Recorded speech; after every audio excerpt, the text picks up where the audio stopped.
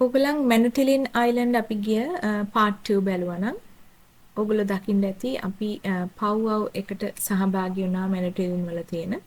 ඉතින් ඒක ඉවර වෙලා අපිට එදා දවසේ එළියට එන්න වුණා මැනුටිලින් වලින්. මොකද අපිට කොහෙවත් නවතින්න තැනක් හොයාගන්න බැරුව ගියා එදා දවසට. ඉතින් ඒ නිසා අපි තීරණය කරා අපි සඩ්බරි වලට යනවා කියලා. ඉතින් ඒ යන අතරතුර පව්වව් එක ඉවර වෙලා අපි හිතුවා ඒ යන අතරතුර අපිට පාරේදී දකින්න ලැබෙන තැන්වලට අපි පොඩ්ඩක් නැවතිලා ලුක්අවුට්ස් එහෙම තියෙනවා. ඉතින් ඒවා බලන ගමන් අපි යමු කියලා. එහෙම තමයි අපි හිතුවේ. එහෙම හිතලා අපි මැන්ටලින් වලින් එන්න පිටත් වුණා. බල. ඕ මින්නේ රියලි බලන්න ආවා වගේ තමයි.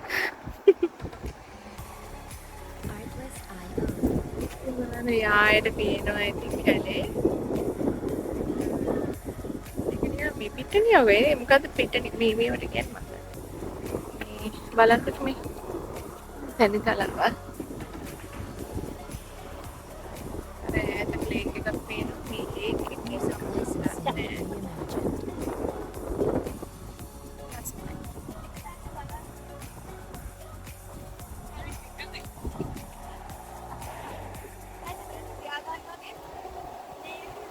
නේචර් ලවර්ස්ලාට ඉතින් කියාපු තැන තමයි මේ අයිලන්ඩ් එක.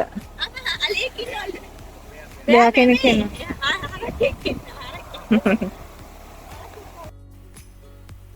ඕගලන්ට මතක ඇති අපි මැනුටිලින් අයිලන්ඩ් එකට ඇතුල් වුණේ ලිටල් කරන් කියන තැනින්. ඉතින් අපි යන්නේ එතනින්ම තමයි.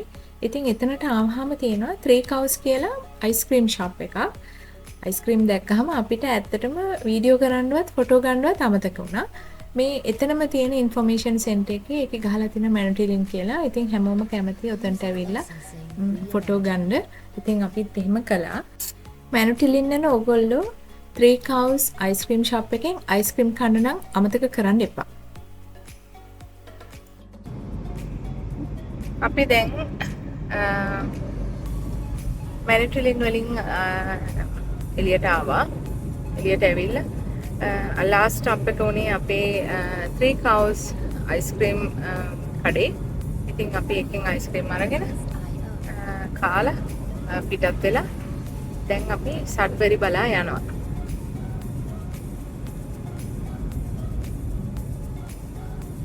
ඉතින් සඩ්බරි වලදී ආයේ ඔයගලන්ව හම්බෙන්න.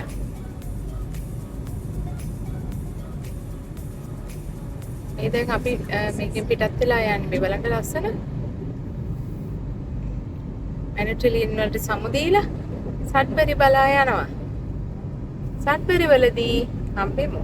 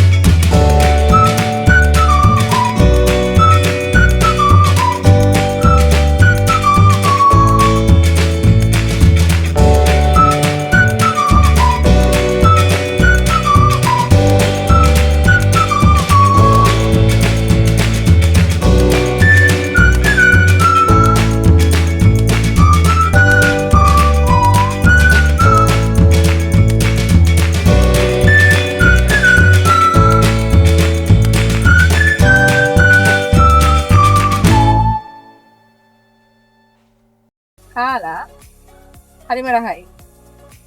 ඉතින් දැන් මිඩ්ලන්ඩ් යනවා. මේ සත්වරින්ද මිඩ්ලන්ඩ් වලට කිලෝමීටර් 200 ගාණක් තියෙනවා. ඉතින් දැන් මේ යන ගමන්. බලන්න ලස්සන දෙපැත්ත.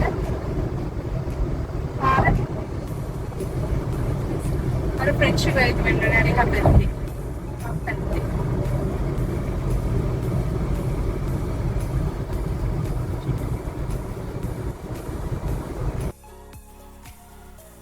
අපි අපේ ඊළඟ ඩෙස්ටිනේෂන් එකට ආවා. කිලෝමීටර් 230 ගාණක් තිබුණා එතනට. බලන්නකෝ දැන් අපි කොහටද ඇවිල්ලා ඉන්නේ කියලා. අපි දැන් මිඩ්ලන්ඩ් පල්ලියට ආවා. මේ පල්ලිය අපි ඉස්සරහා ඉඳලා අපිට පේන විදිහ පාරෙන් එහා පැත්ත බලන්න ලස්සන මේ වටේම මා ලස්සනයි කිය.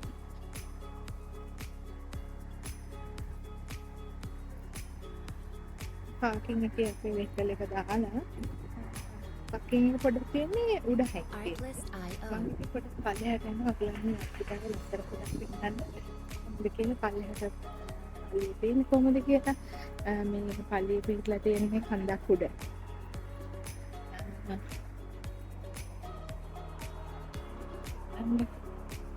දැන් මේකට පල්ලෙහාට යන්නේ මේ ඔයගොල්ලන්ට වෙනවනේ පල්ලෙහා ඉඳලා දැන් මම යනවා. අපි ප්‍රවිධියට තමයි ආවේ උඩට. ඇවිල්ලා මම ටිකක් මේ පල්ලෙහාට යනවා.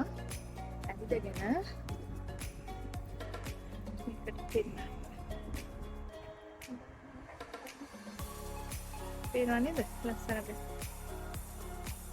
මේක ගොඩක් ලොකු පල්ලියක් නෙමෙයි නේද? ගොඩක් ખાස්කම් තියෙනවා කියලා විශ්වාස කරනවා.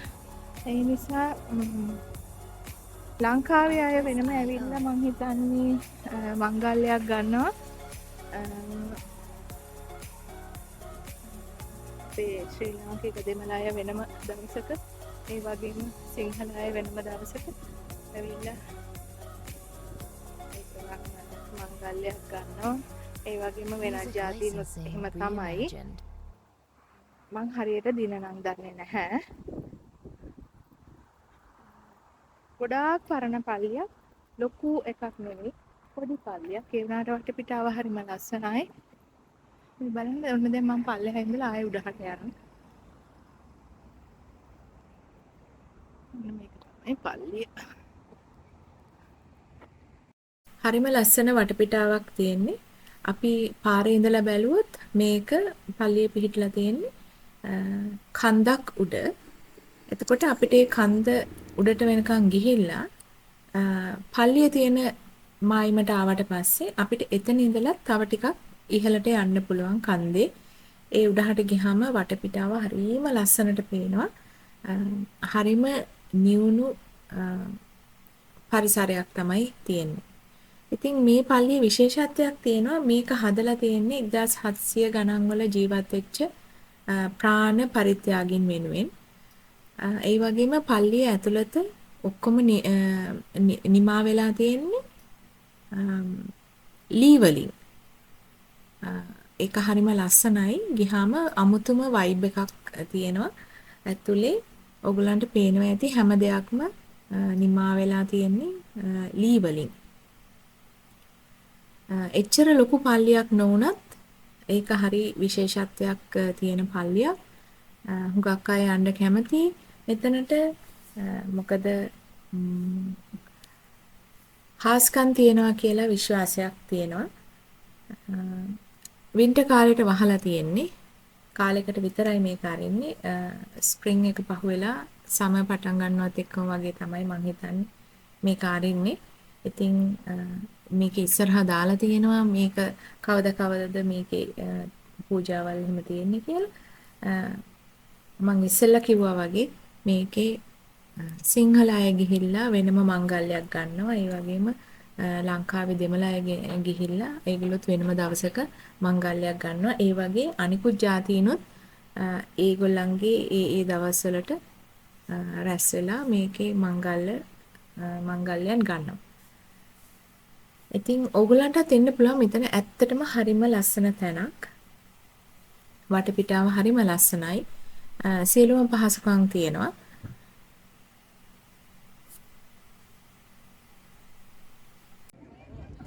ඔන්න මෙතන දාලා තියෙනවා අර මම කිව්වේ මේ ශ්‍රී ලංකන්ස්ලා හැම ඇවිල්ලා මේ එක දිනයකදී ඒගොල්ලෝ සමරනවා කියලා මංගල්‍යයක් ගන්නවා කියලා. ඔන්න ඒ දින මෙතන දාලා තියෙනවා එක එක අය එන්නේ කවදද කියලා. දැන් මට පේන විදිහට මෙතන මේ තියෙනවා මේ ශ්‍රී ලංකා July 14th ශ්‍රී ලංකන් එතකොට July 20th Tamil එහෙම තමයි තියෙන්නේ. ඔයගොල්ලන්ට බලා ගන්න පුළුවන්. මම ෆොටෝ එකකුත් දාන්නම්. මම මේ මිඩ්ලන් පල්ලිය කියලා මේකට කිව්වට හැමෝම කියන්නේ මිඩ්ලන් පල්ලිය කියලා තමයි. ඒ වුණාට මේක ඇත්තනම මාටියර් ශ්‍රයින්. මොකද මිඩ්ලන් වල තවත් පල්ලි ගොඩාක් තියෙනවා. ඒ වුණාට සාමාන්‍යයෙන් මිඩ්ලන් පල්ලිය යනවා කියලා කිව්වොත් කවුරු හරි දන්නවා මේ යන්නේ මාටියර් ශ්‍රයින් එකට තමයි කියලා. පල්ලියේ මම කිව්වේ කන්ද වගේ තියෙනවා කියලා. ඉතින් අර කන්දේ ඉහළට යන්න පාරවල් දාලා තියෙනවා. වාහන වලිනුත් යන්න පුළුවන්. පාද නමස්කාරය කරන තැන් මේ විදිහට හදලා තියෙනවා ඉහළට කන්දේ. පල්ලිය වත්ත ගොඩක් ලොකුවට තියෙනවා. ඉතින් ඕගොල්ලන්ට ආවහම දවස මොනත් ඒකේ ඇවිදින්න පුළුවන්. හොඳට ඉඩ තියෙනවා. ඒ වගේම හරිම ලස්සනයි. මුදුනටම ගිහාම ඒ හරියේ කැම්පින් ඒරියා එකක් වගේ ටේබල්ස් දාලා තියෙනවා. ඉතින් කෑම හුඟක් අය ඇවිල්ලා කෑම උයාගෙන කාලා දවසම ඉඳලා යන්න පුළුවන් විදිහට තියෙනවා. ඉතින් හොඳ තැනක් රෙකමන්ඩ් කරන්න පුළුවන්. ඇවිල්ලා බලන්න හරිම ලස්සනයි. පරිසරයේ සුන්දරත්වයේ විඳින ගම ඔයගොල්ලන්ට ඉතින් ආගමික කටයුතු කරගන්නත් පුළුවන්. හරිම ලස්සනයි.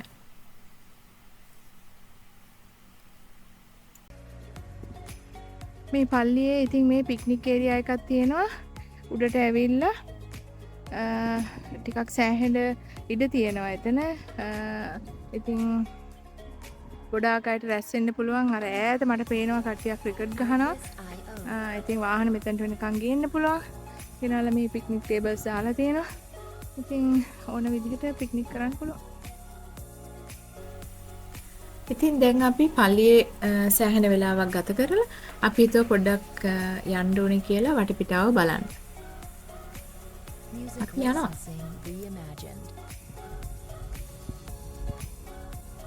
Palm Beach. Tiny beach එකනේ. beach එක යන පාර බලන්න ලස්සනයි.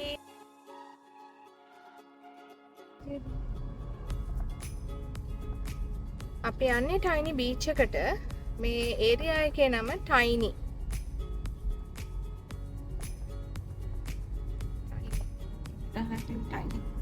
Artlist.io.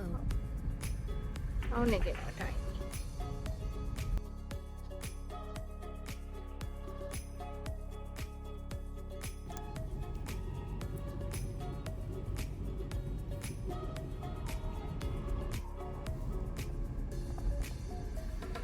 Music licensing. ලස්සනයි නේද පාර? බලන්න.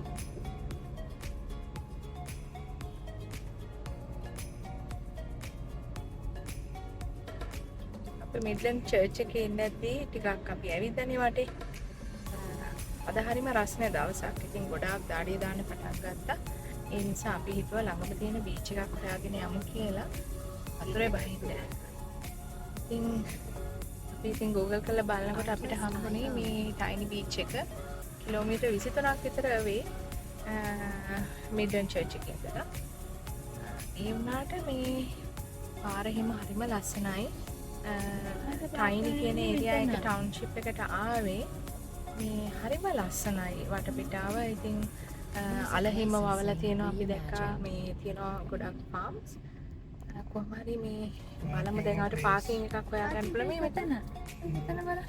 මෙතන මේ පාකියලා තියෙන්නේ. නට දාලා තියෙන්නේ. බලමු අපි හිතනවා ඉතින් අපිට පාකින් ස්පේස් එකක් හොයාගන්න ඕනේ.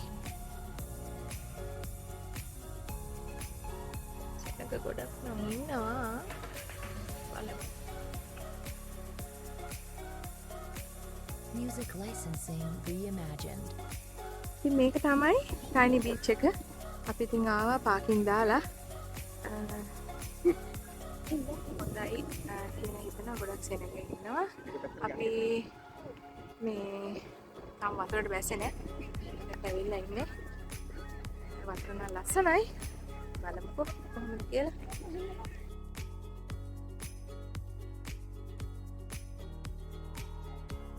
Artlist.io. ඉඳලා පාවෙන්න මම පාවෙන්න.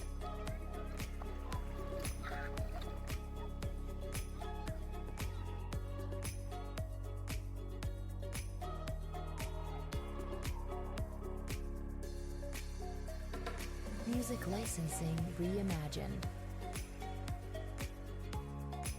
මේ ආපු කන්දක් පල්ලෙහාට වාහනයක් අපි ටයිනි බීච් එකට ගිහිල්ලා ඊට පස්සේ අපිට ඕන වුණා පොඩ්ඩක් බාම් බීච් කියලා එකක් තියෙනවා. බාම් බීච් රෝඩ් කියලා එකක් දැක්කා. ඉතින් ඒ නිසා අපිට ඕන වුණා මේ බාම් බීච් කියන්නේ මොකක්ද කියලා බලන්න. ඒ නිසා අපි පොඩ්ඩක් ඒ පැත්තට ගියා.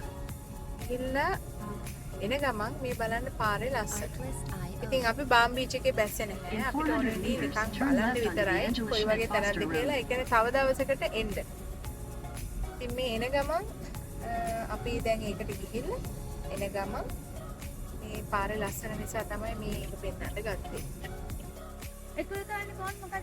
අපි බීච් එකට ගිහිල්ලා නාලා ඇවිල්ලා ආපහු අපි එන පාරෙම ඒ පාරෙම ආපස්සට එනකොට තමයි ආයෙ පල්ලිය හම්බෙනවා. ඉතින් අපි ආවා මේ පල්ලියේ පික්නික් ඒරියා එකට මේ රෙඩ් ඕක් ගහක් යට. දැන් අපි අපිට කණ්ඩ නූඩල්ස් ටිකක් හදාගන්න තමයි යන්නේ.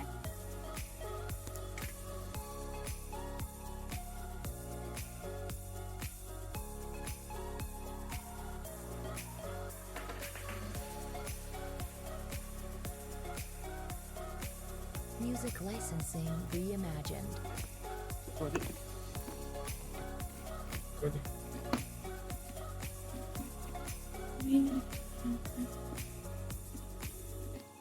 Yummy, yummy, yummy.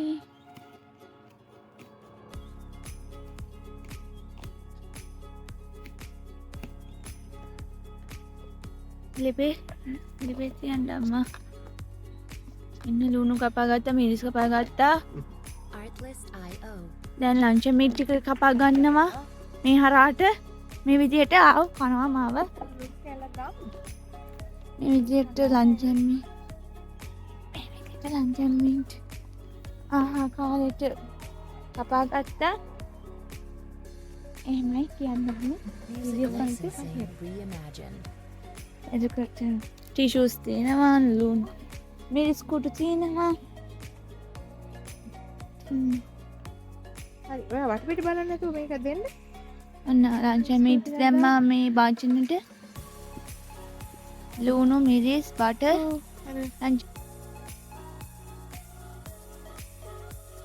Lunch meet noodles මම කඩාගත්ත නූඩල්ස් එකක්.